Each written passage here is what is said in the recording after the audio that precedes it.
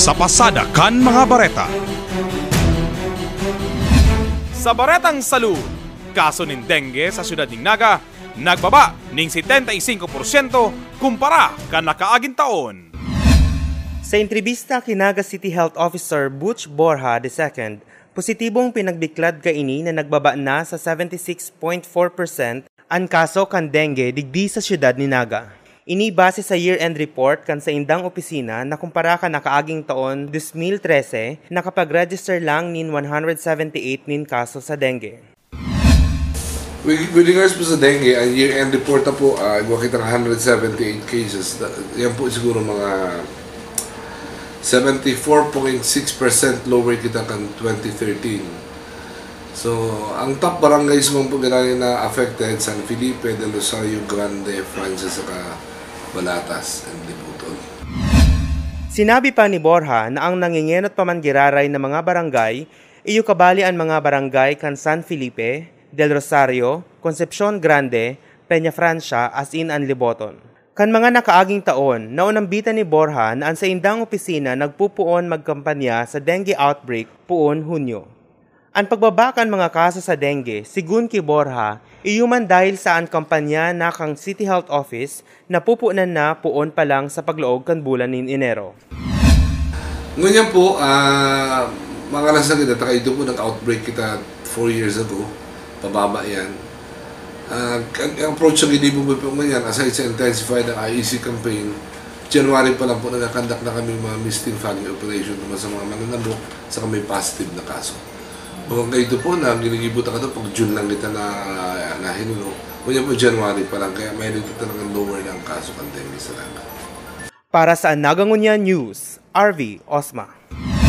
19 estudyante hali sa siyudad ng Naga nanggarana sa ika-15 Regional Press Conference. Matrayumpong nairepresentar asin ginanahan kan 19 campus journalists hali sa 5 eskwelahan digdi sa siyudad ni Naga sa ginibong 15th Region 5 Tertiary Schools Press Conference kan nakaaging Sabado, Enero 10 sa siyudad ni Iriga, kung saan 261 na mga campus journalists hali sa 28 eskwelahan, kung saan 261 na mga campus journalists hali sa 28 eskwelahan sa bilog na rehiyon Bicol ang nagralaban-laban. Ang mga nanggana iuhali sa Naga Collegian kang Naga College Foundation na igwang 5 nanggana. 5 man sa The Mariner kan Mariners Polytechnic Colleges Naga City, 4 sa The Democrat kan University of Nueva Cáceres, 3 sa The USI Fasad kan Universidad de Santa Isabel, asin 2 sa The Collegian kan Bicol State College of Applied Science and Technology. Hali sa The Naga Collegian kang NCF, nakuha ni Neri Petremetre ang 3rd place News Writing Filipino, Sheena Lynn Carla Madayag 3rd place Editorial Writing Filipino, as in 3rd place DevCom Writing Filipino. Alvin Dale Adake, 3rd place Feature Writing Filipino, Steffi Basilia, 5th place Poetry Writing Filipino, Carlo Mariano, 2nd Literary Graphics Filipino, 3rd place Editorial Cartooning Filipino, as in ang 3rd place Comic Strip Filipino. Hali sa The Mariner kan MPC Naga, nakuha ni Alvin Vargas ang 1st place sa Copywriting Filipino, Brian Kim Ordonez, 3rd place Literary Graphics English, as in 5th place Comic Strip English. Si Neo Winsepe, 4th place Feature Writing Filipino, Renan Belen, 4th place Opinion Writing Filipino, as in si Danny Lillamas, 5th place Poetry Writing Filipino. Hali sa Democrat kang UNC, ginanahan ni Juvin Durante ang 1st place Layouting, as in 2nd place Photojournalism Filipino. Debbie Delatado, 2nd place Sports Writing Filipino. Mark John Colokit, 5th place Editorial Cartooning English, as in si Ruby Jane Bandola, 5th place para sa DevCom Writing English. Ginanahan man kan mga The USI Fasad, ninda Arjane Joy Bermas ang 4th place News Writing English, as in 4th place Photojournalism Filipino. Genesis Campos, 4th place Photojournalism English, as in Stephanie Rocha, 2nd Poetry Writing English. Si Jasper Catanduanes nakaguno kang 3rd place sa News Writing English, as in 4th place Photojournalism Filipino. Si Earl David Gunyo ang nakakuha kang 3rd place Layouting, gabos kan The Collegian kan Biscas. Tinawan man in honra si Neri Petremetre kan Naga College Foundation bilang saro sa mga Outstanding Campus Journalists of the Year. Siyempre, as campus journalist, nakaka-proud ta. Dahulon kaming mga Bicolano campus journalist, pero saro ako duman sa tulong na awardan as Outstanding Campus Journalist of the Year. So, proud ako ta. Na-paid off ito yung 4 years na pagtsatsaga ako sa publication. And then, achievement siya kang school mita. Dahil sa gabos na oras na appreciate ang gibo mi as campus journalist. So, ano po yung message mo sa mga aspiring campus journalists? Siguro, dahil sinda magpundo kung ano tong, for example, campus journalist na sinda, dahil sinda magpundo na i-develop tong skills na yun sa inda. Tapos, dahil sinda makontento na kung, for example, saro lang na field sinda matibay, i-develop nila tong gabos na, for example, sa news writing, feature writing, sa gabos na aspect ang journalism, dapat matibay sinda ta. Sa competition kaya, usually, dahil lang sa sarong field, tiga-contest siya. So, kay puhan sa gabos na field, tatao ka. And then, ang message ko pa sa inda is, let's all practice responsible journalism. Pinagsaysay ni Philippine Information Agency Officer in Charge kan Camarines Sur Provincial Office, Analisa Makatangay, saro sa mga naging judge sa individual as in group events na naging dipisil sa parte ninda ang magpirili kan mga nanggarana como gabos matitiribay. It's always a privilege pag nai-invite ka as judge during competition like this one, especially in recently concluded lang na batch pa, wherein gabos na mga best writers kang Bicol region from the campus, nag-compete sinda. And I'm so happy na dakulawon sa big improved kang sa itong mga contestant in terms of improvement in writing, in terms of how they look at the issues and what they have written, panalo pong maray. So, very proud po ako sa mga contestants na ngunyan. Gabos sinda marepresentar kan siyudad ni Naga asin kan bilog na rehiyong Bicol sa gigibuhon na 14th Luzon-wide Higher Education Press Conference sa maabot na Pebrero 5 hasta 7 ngunya na taon sa Pulsar Hotel, Cagay, Tugigaraw City, Region 2. Para sa Naga Ngunya News, RV Osma. Bagong Educare Extension Building, binukasana. Para sa padagos na pagtaonin importansya sa karahayan kang edukasyon asin masiguro ang futuro kang syudad, binukasan na kan Lunes ang bagong Educare Montessori Extension Building na namumugtak haranisa na sa main building kang Naga City Hall. Ang blessing pinanginota ni Father Roy Gueriña asin pig-atenderan ni Mayor John Bongat, Vice Mayor Nelson Legacion, Councilor Gabby Bordado asin ang pamayok ang Committee on Education na si Councilor Esteban Greg Abunal na iyuman ang principal author kang resolusyon manungod sa pagtugdok kaini. Presente man syempre sa blessing ang pamayokang School for Early Education and Development na si Ma'am Elsie Romano, kairiba ang iba pang mga maestro asin maestra na nagtutukdo sa Montessori. Sigon kay Alcalde Bongat, ang programa may obhetong mas pangpahiwason ang Educare Montessori para maakomodar pa ang padagos na naglalangkaw na enrollment digdi. Ini pang dua, itong inot yaon sa Tinago, tapos ini ikadua, bigbuksan mi kang school year 2012-2013, bali pang 2013-2014, pang duwang school year na ngunyan, tapos ngunyan na maralaogan na June, pang tulo na. Nagpuon kami digdi sa City Hall, pinagmaray mi maglaag digdi, tayo digding abandoned building, na nailing ko ano niya ko data ni pakinabangan itong garo warehouse ID gibonta na lang Educare or daycare sa to yung mga para sa to yung mga empleyado primarily, tapos sa mga government offices yung mga aki makuapo as in true enough from 50 in 2012-2013 ngunya nasa 140 ang total enrollees ID.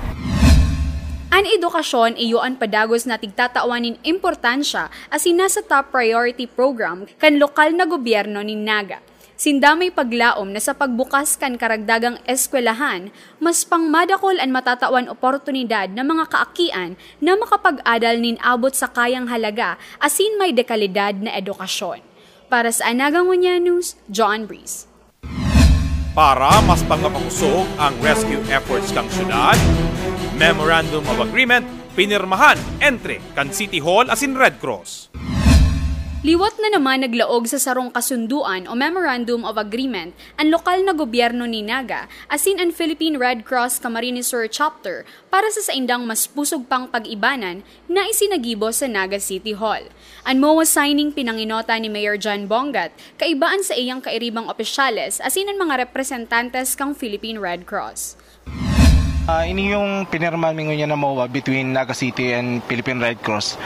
Saro lang ni sa paagit para ma-plan sa gabos na bagay patungkol sa mga response na ginigibay dito sa Naga City. So, bali taon-taon man, every year, na permi man magayon ang partnership kanduwa, kaya lang ngunyan, ginibo lang siya na mas lalong magayon asin mapakaray. Okay. Nakalaog sa MOA ang sigo na mas pinapusog na ibanan kang lokal na gobyerno, Public Safety Office, Naga City Disaster and Risk Reduction Council, as in ang Philippine Red Cross sa pagresponde sa anuman na pangangaipuhan kang mga biktima kan mass casualty incidents o MCIs. Sa arog kaining paagi, magkakaigwanin mas epektibo as in mas organisadong emergency response, triage, as in trauma services. Sigun pa sa PRC, sinda ma-assignin sarong trained emergency response unit sa Public Safety Office para sa 8-hour duty araal daw base sa schedule na maaaprubahan kan lokal na gobyerno. Igwaman sindang staff as in volunteers na ia-assign sa City Communication or Operations Center na mataon in stress debriefing, stress management, psychosocial support, and psychosocial first aid sa mga naging biktima nin kalamidad. Sinda subuot padago sa pagtabang sa ikararahay ka namamanuaan pag-abot sa mga daay maibiteran na kalamidad. Para sa Naga Ngunya News, John Breeze. Prosesyon kan Senyor Santo Niño, gigibuhon na at siya na hapon. At siya na hapon na gigibuhon ang banal na misa konselebrada sa City Hall ground sa oras na 3:30 nin hapon na susundan man kan Grand Procession na mahali sa City Hall, maagi sa Taal Avenue asin Magsaysay Avenue hanggang sa simbahan kan Immaculada Concepcion. Ngunya na aga, ginibo ang prosesyon kan imahen kan Santo Niño hali sa Immaculada Concepcion pasiring sa City Hall.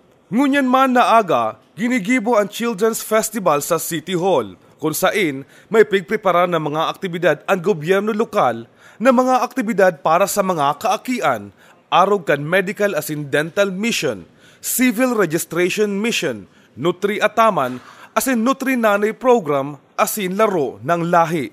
Ang pagsibog paabante kan petsa kan mga mayor na aktibidad, hali sa Domingo, Enero 18, pasiring sa Enero 17, Sabado o sa Besperas kan kapiyastahan kan Santo Niño, darakan pagsimbag sa mga kahagadan kan kadaklan na parehong deboto kan Santo Niño, asin nagpapadangat sa Santo Papa na matawan ni oportunidad asin inbuelo na parehong maselebrar ang duwang mahalagang okasyon sa Domingo, ang piyesta asin huring misa sa pagbisita kan Papa sa nasyon.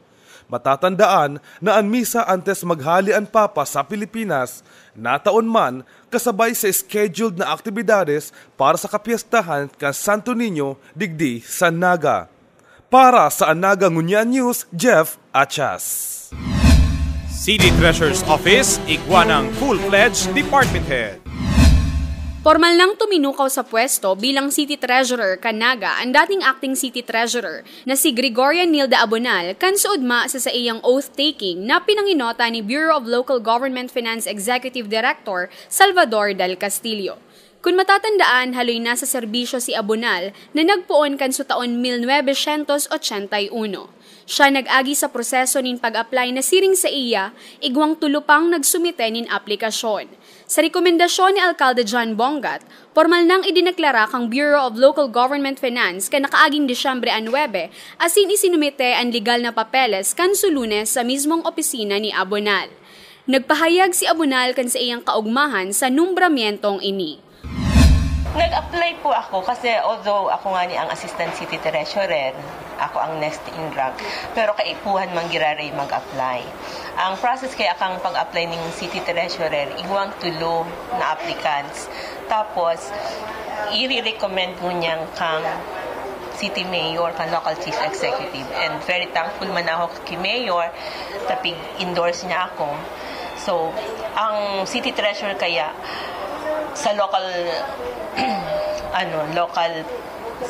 local government unit, ang local chief executive ma-recommend. Tapos ang approval ng appointment sa Department of Finance. So ang Secretary of Finance talaga ang nagpipirma kang appointment papers ni. So very glad man ako na talaga yun. Pasalamat ko ka Mayor na pig-endorse ninda ako. Siguro na iling maninda ang kakayahan ko. Sa ngunyan, sibut ang City Treasurer sa pagpapadagos na operasyon kang Business One-Stop Shop o BOSS sa Naga City People's Hall. Para sa Naga Ngunya News, John Breeze.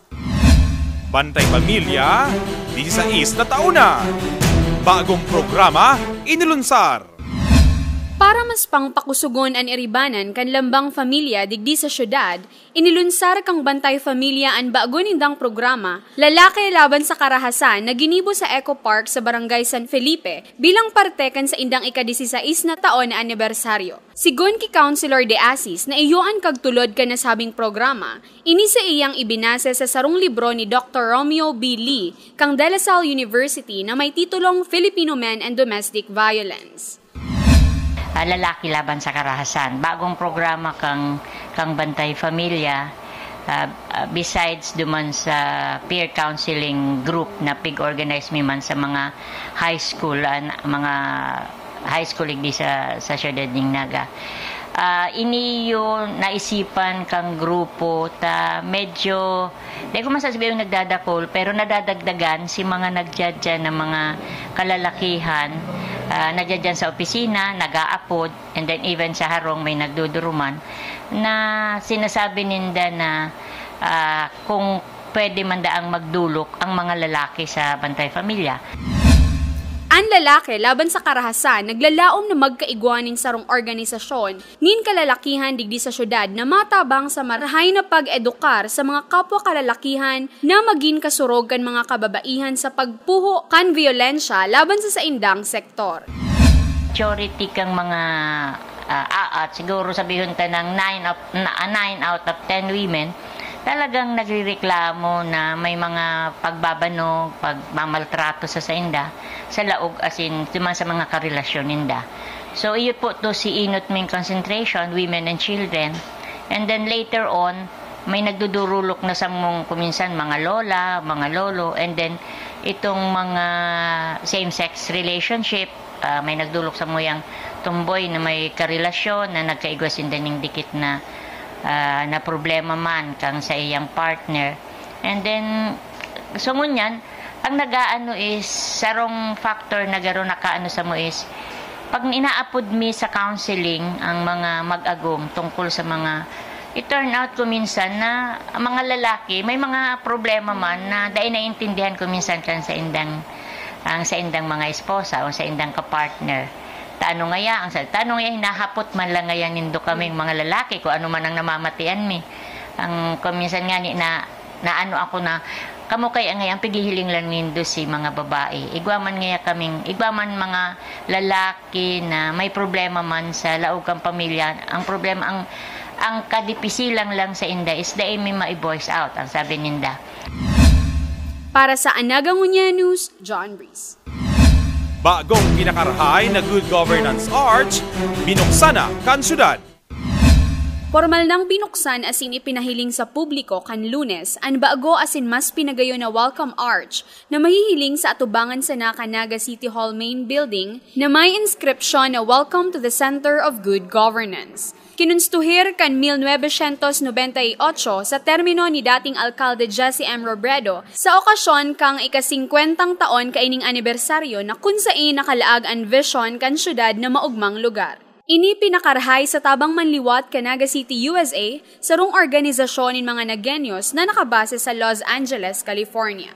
Sigon ki Mr. Zeri Zabucor, sinda naglalaom na sa paagi kaini mapipreserbar ang mga ideolohiya kan sa tuyang syudad na sarong maugmang lugar ninhulita silag ang pagugobyerno. Ang renovation na kompleto sa inot na bulan kang taon 2015 sa irarum kang liderato ni Mayor John Bongat asin kang sangguni ang panlungsod sa pangenot ni Vice Mayor Nelson Legacion.